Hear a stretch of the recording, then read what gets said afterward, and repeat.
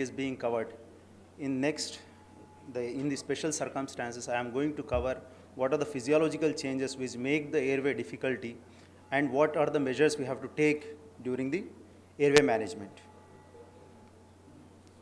So trauma is very challenging, especially having a head injury patient presenting with difficult airway because a lot of facial maxillary injuries, facial injuries will be there. Patient will be bleeding in the oral cavity. There will be the airway is not protected in most of the times. So in those conditions, there will be a lot of difficulty in having access to the airway. So those patients, apart from the primary injury which is there because of the head injury, the secondary injury which happens because of the hypoxia, hypotension and aspiration pneumonia, these are the things which causes secondary injury and further worsen the neurological outcome.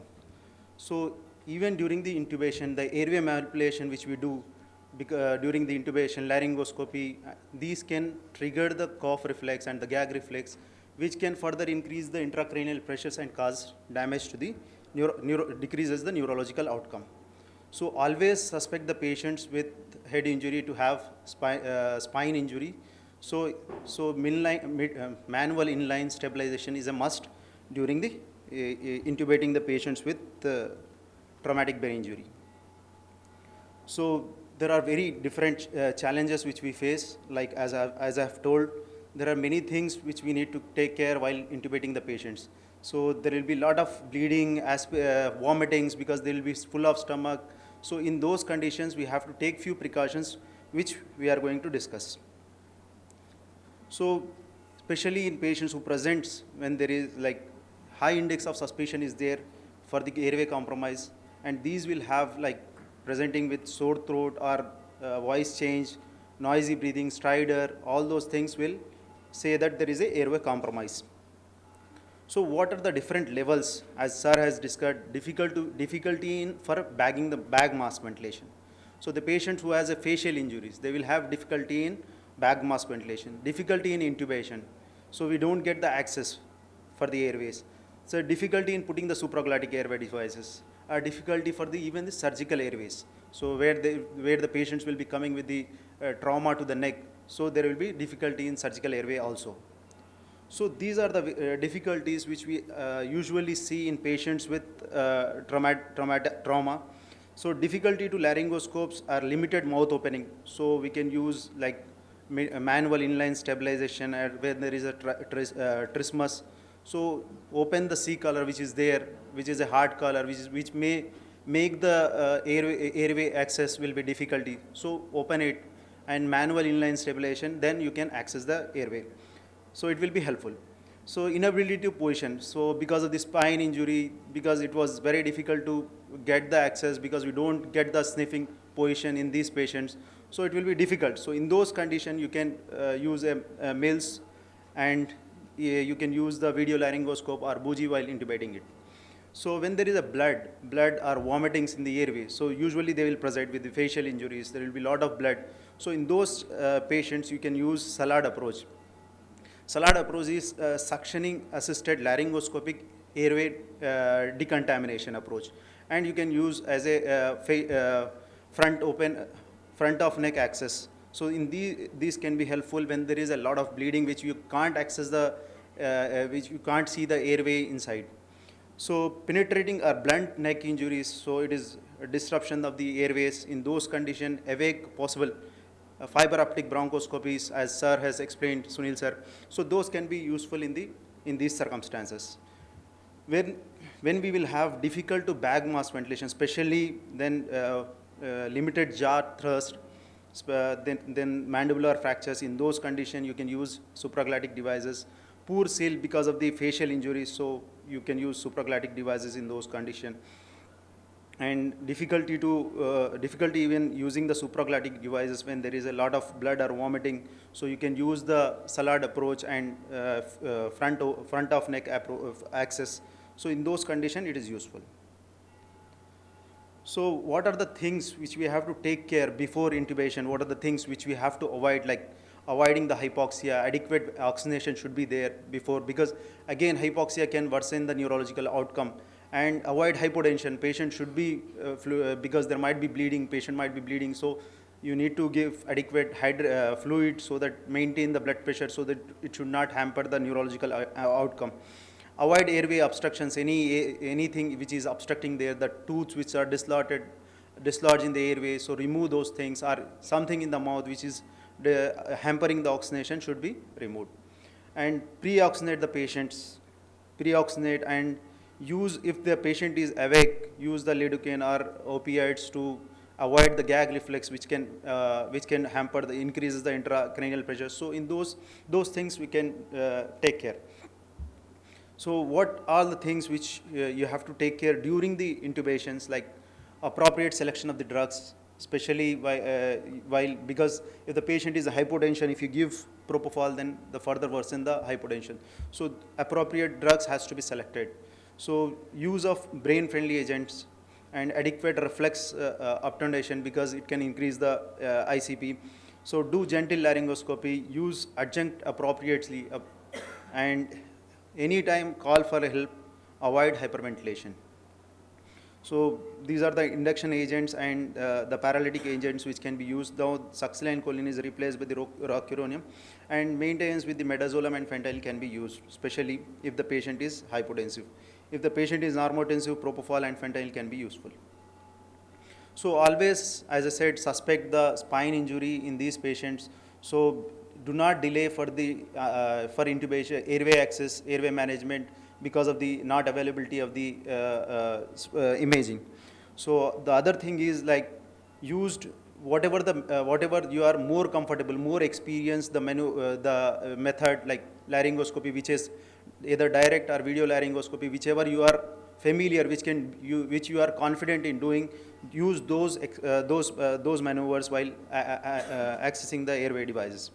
So prepare for the poor view because of the laryngoscopy. So use bougie, because definitely there will be bleeding, all those things. So because of all the things which the pathological changes which has made airway difficult. So whenever you are doing, remove the hard collar, cervical spine collar, and maintain the manual inline stabilization and do intubation. So that will help in accessing the airway more better than with the collars. So avoid immobilization of the mandible, so while applying the MELS. So whenever there is when the airway is contaminated with the vomiting or with the blood, so use 2 large bore rigid bores, so that you can have a suction hard, which should be hard. So it should be using to control the hemorrhage. We can use the suctioning or packing kits which can be used. Minimize the positive airway pressures and look for the epiglottis. Epiglottis will guide you in the gaining the access to the airways. So while using if you are using the video laryngoscope, it is better to use McIntosh video laryngoscope or Mackay with Blade 3. Even if you lose the camera view, you can at least directly you can visualize through this. So you can avoid the unnecessarily delay in the intubation. So salad approach and front of neck open airway approach can be used when there is a decontamination. So because of after intubating, if you are overzealously bagging, then there will be hypocapnia will be there. So avoid hypocapnias post intubation, hypocarbia. So post injury apnea during the ventilation does not necessarily means the outcome is poor. So as already sir has discussed, the plan A, plan B, plan C. So always anticipate in difficult airway in patients presenting with traumatic brain injury. So, and we have to take all the measures to avoid raising the intracranial pressure by using all these things. So in summary, like, airway management should not be delayed because of the lack of imaging. And first attempt is always the best attempt. And even if you, as sir told, that if you increase the number of attempts, definitely the difficulty will be increasing. So you will damage more airways further and the access will be difficult. And use whatever the maneuver which you are more familiar, and always prepared ready for the, like, use bougies and the alternative devices, supraglottic devices should be available. So coming to the management, airway management in the obesity, this is the traumatic brain injury. And in the obese patients, as sir already Sunil sir has explained you about what are the difficulties which you are going to face. So the problem is because of the obesity, because a lot of fat is deposited in the around the chest and the belly. So because of the huge abdomen, and the diaphragm will be pushed up. So because of the diaphragm is pushed up, and the muscles which are there, they will be weak. So the functional residual capacity will go down. So the vital capacity will be reduced. So basically in these patients you will have less reserves. So because of those things, so the expiratory reserve volume will be less, and residual volume will come down. Functional residual capacity, total lung capacity, all will be reduced because of the obesity. So the closing volumes which are there, like because of the diaphragm which is pushed up, so there will be atelectasis of the basal airway, basal alveoli. So these are more like, even whatever the maneuver which you do, like general, if the patient is taking for general anesthesia, if you give muscle relaxant, all these can further increase the atelectasis. And the procedures like whatever the thoracotomy, if the patient underwent surgery for thoracotomy, upper abdominal surgeries, lower abdominal surgeries, so in these patients the FRC will be reduced because of the atelectasis and weaken the movement. So what are the ways to appreciate the difficult airways in these patients is like different methods of assessing, like Lemon or Mallampati scores. All these scoring, all this way of assessment will help you to assess the difficult airway. So always anticipate the difficult airway in obese patient, because most of the time, though in 90% of the time it will be easy, but 10% of the time you will be having hard time to get the airway access to these patients, because of the res functional reserve, and because of they will desaturate more faster than the normal patients. They will desaturate it more faster. And the nerve, depending upon the neck circumference, as the neck circumference increases, and the chance of difficulty of the airway is increases. If the neck circumference is around 60 centimeters, then the chance of having difficult airway is around 40%. And the obese patients are generally have 3 times more difficult airway than the normal persons. And while intubating these patients, you should be having ramped up position, as which was described earlier. So that will help to have good access for the airway. So because of the obesity, they will have limited functional residual capacity, less reserve. After pre-oxygenation also there will be less reserve, and this desaturated very fast. And there are studies which showed that if you are using CPAP in these patients while before pre-intubation, so there will be more chances that the apnea time can be increased. So the saturation will be maintained for more time. So the need of recruitment maneuver during the intubation, during the airway access will be much useful. So need of PEEP to keep those atelectatic airways to open. So you can do the intubation in the reverse Trendelenburg's position also by having a ramp position. So so these maneuvers will help you to have good access to the airway. So this is the ramp in the obese patients. This is a mnemonic big ramp. So this is the mnemonic. B stands for buy time, by giving increasing the FiO2 or using the NIV or optimizing the medical treatment. So you can have, like bronchospasm is there, you nebulize them, so you can have good time. So indications for intubation, whether this patient really requires intubation or you need to do it right now. So those things we need to assess. Get the help, always ask for the help. So never hesitate, because you will be losing the patient. So always ask for the help, either the anesthetist, ICU doctor, or ENT surgeon, whenever you are feeling you can't intubate, you can't ventilate the patients. In those situations, so you can have the ENT opinion for an surgical access. So built up the ramp and apneic oxygenation with as sir has explained, we can use the NIV, as well as the high flow oxygenation can be helpful in increasing the apneic time. So minimal drug use, avoid like muscle relaxant, because if you can't ventilate the patient, then it is difficult, because a lot of obesity, because the chest lift will be very difficult in these patients. So in those patients, especially if avoid if possible the muscle relaxants. Pre-oxygenation with NIV, paralyze only if needed. So plan for a failure, definitely there is a surgical airway kit should be available at the bedside, and you need to inform the anesthetist. We have called many times, the OD anesthetist will come and intubate. We have called even the ENT surgeon for the surgical airways in many times. So don't hesitate, please call them for the help. And post-intubation care should be taken. Usually tidal volume should be 6 to 8 ml per kg body weight. Aim for the near normal pH and FiO2 of 0.4 to 0.8, IE ratio of 1 is to 2 or 3. Recruitment maneuvers like optimization of PEEP, maintain the PEEP at less than 30, and adequate preload. So always suspect, any obese patient always suspect to have an obstructive sleep apnea or hypoventilation syndrome. So what are the mnemonic to suspect this is? Any patient who is having the history of snoring, tiredness, observed you stop breathing, there is apnea or drop in the high blood pressures, and when there is a BMI more than 35 or age over 50 or neck circumference more than 40, male gender, these are the risk factors for having obstructive sleep apnea. So what are the complications with obstructive sleep apnea which we are going to deal while intubating the patient? So those who are obese, they will have right heart pressures are very high because of the CO2 retention and hypoxia, which has increased the pulmonary arterial hypertension. So both systemic as well as pulmonary hypertension will be there.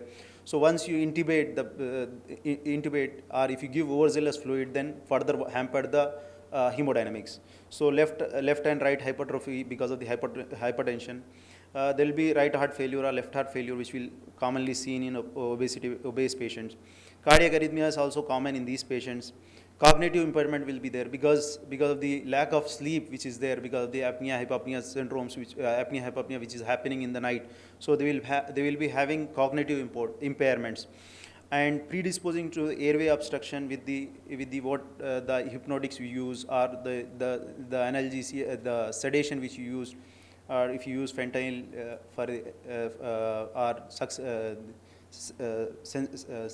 these things can further hamper the airway. So these are the few things which are keep in mind while dealing with the obese patient. So next topic is like airway management in the COVID-19 patients. So in COVID-19 patient, we have seen that it was really a havoc when we are intubating the patients. So we need to be, first priority is the safety of our staff. So we need to have a proper PPE, we need to have proper infectious control measures.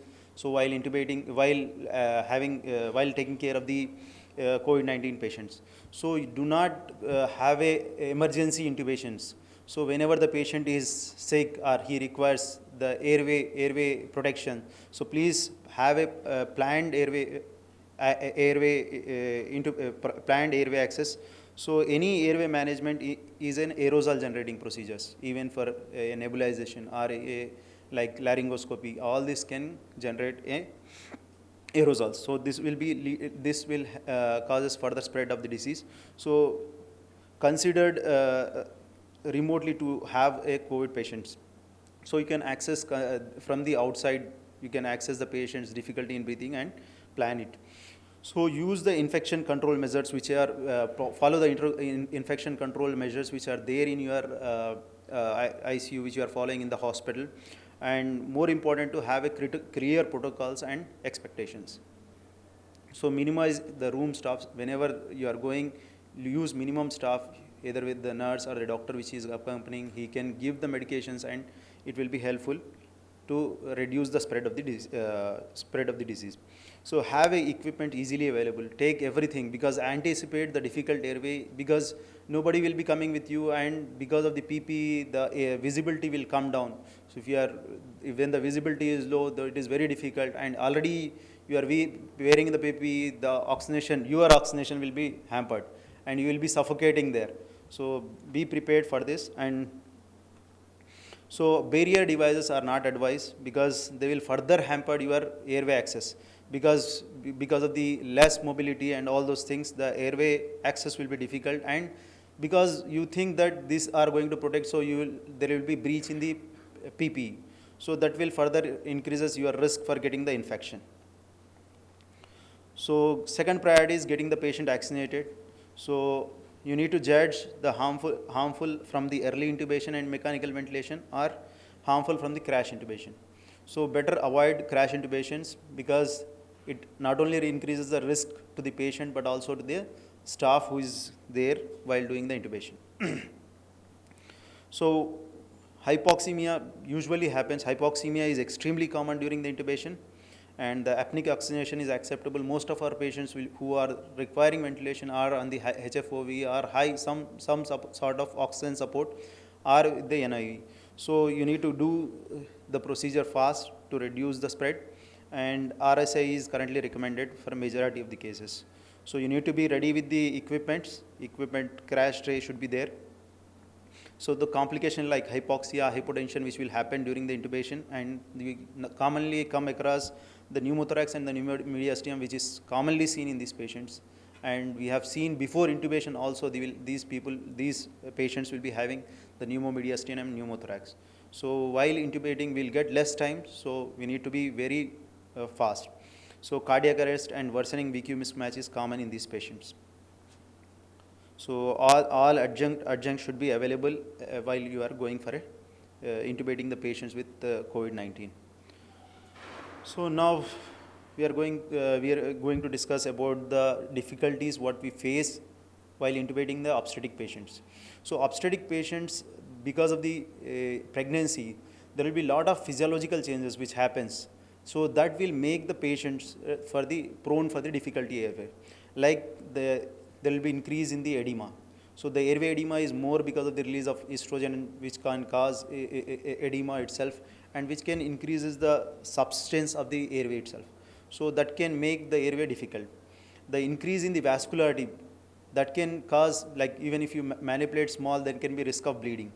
So that will increases further airway access difficulty. Increase in the Mallampati scores because of the changes which happens during the pregnancy.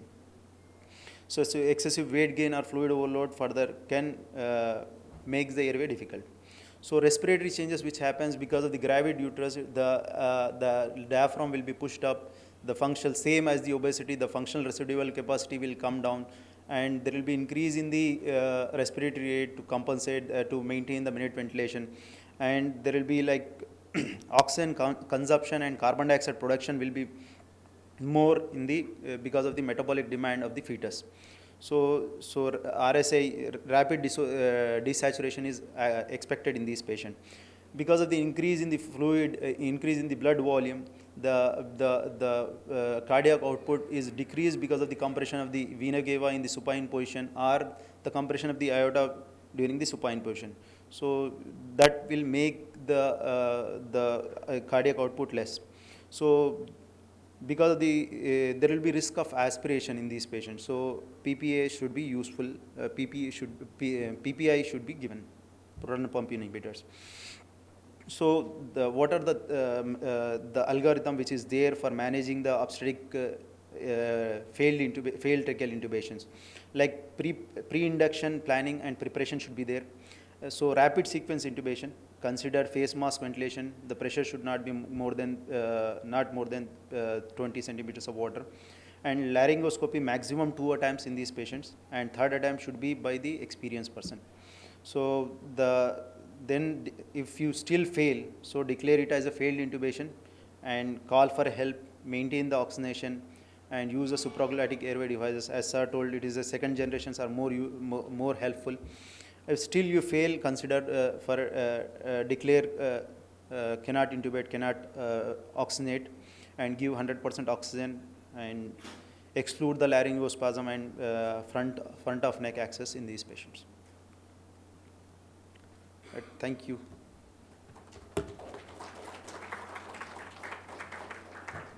Any questions, please?